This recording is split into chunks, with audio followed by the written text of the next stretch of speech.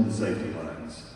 The gallery will darken, there will be loud noises and special lighting effects. Please do not be alarmed. We're just about to move a few hundred tons of molten steel, and it's about to get very hot in here.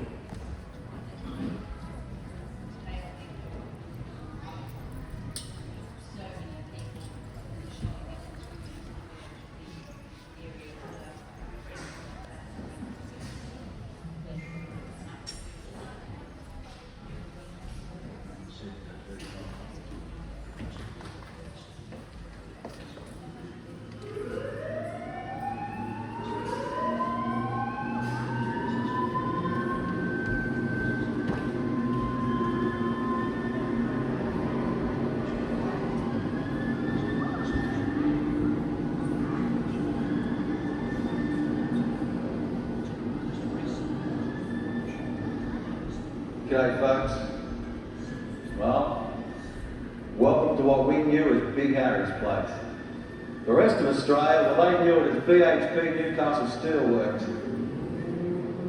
I worked there every day for over 25 years. And I tell you, the sights, the sounds, the smells, well, I never leave it. I remember it all. You know why?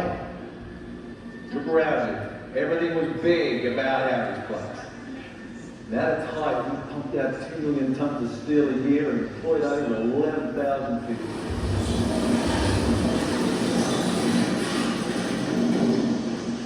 Another thing that was big, you heard it, the noise. And you can feel it, the heat, the steam, the dust. Most people spent their first day working here in complete terror. They took one look at labels like this, turned around and walked out on the spot. Couldn't blame them. It was dangerous. When the earthquake hit in 1989, most of us just thought it was a problem in the slag pits. But that was the kind of explosions we were used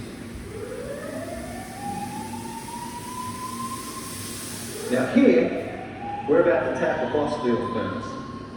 That's fire that is basic oxygen steel making, not the dying stuff.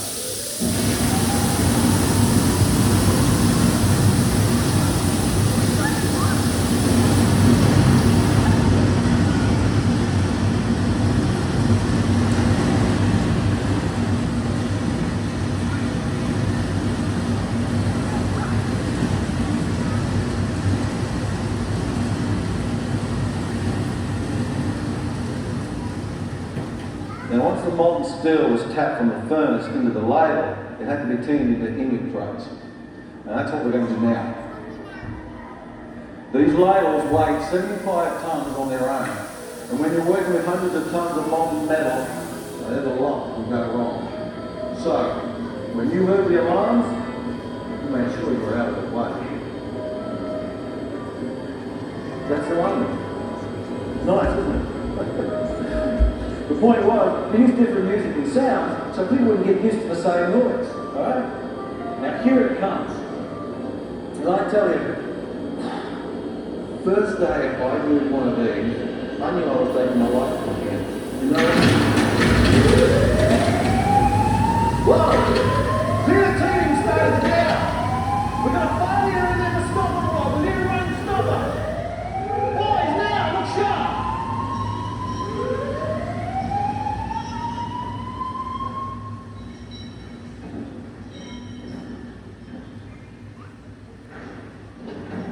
Okay? Good. All right. Sorry about that, but one of the worst things that can happen was a problem with the stopper rod. Now the guy had to act fast and get a running stopper in its place, otherwise, well, that would have been you lot drowning in molten steel. Okay. Now we're getting the steel out into the inlet, and the chimney fills from the buckets, and the steel flows up through the channels into the forking of molds.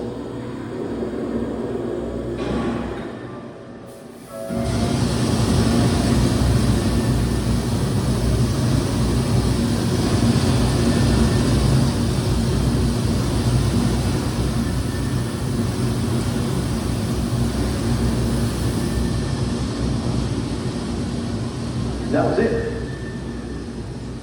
Simple, huh? The Indians would be taking rolling steel, plates for the industry, railway lines across Australia, the Sydney Harbour Bridge. You see, they all started life here as molten steel. For nearly 100 years, we made the steel that built Australia. Loud, dirty, dangerous. And the heat was something else, but you know what?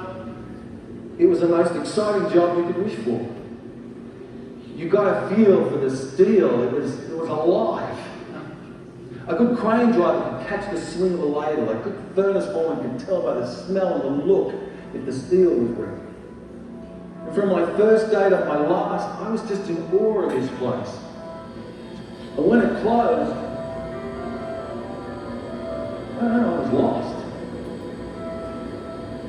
It was the most exciting part of my life. I still go back there with my sleep, my thoughts, hear the noise, feel the heat. I remember my mates. Everything was big at Big Harry's place. The furnaces, the ladles, the danger. But you know what? Our lives were big too. And nothing else came close.